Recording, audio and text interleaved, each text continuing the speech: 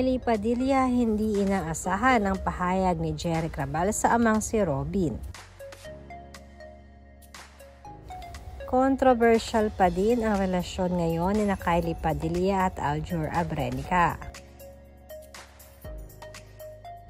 Madami nga ang nagsasabi na hindi dito natatapos ang relasyon ng mag-asawa.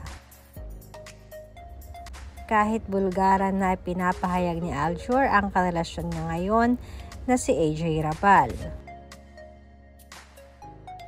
Halata kasi sa kanilang dalawa na mayroon pa ding pagmamahal sa kanila, lalo na at naandyan ang kanilang mga anak. Kaya naman kahit pamilya ng dalawang kampo ay nadadamay na. Dahil syempre hindi may iwasang matanong at ma-involve ang mga kapamilya nila. Lalo na ang kanilang mga magulang na si Robin Padilla at Jeric Rabal na alam naman natin na parehas sa mga action star at batikang artista.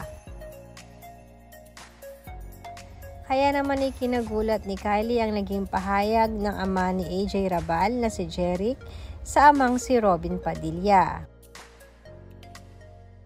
Dahil lang matanong nga ni Carmina Villarreal sa kanyang programa, si Jeric Rabal kung ano nga ba daw ang masasabi nito kay Robin.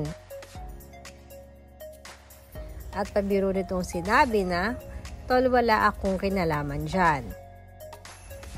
Dahil sabi din ni Jeric, hindi siya nakikialam pagdating sa love life ng kanilang mga anak.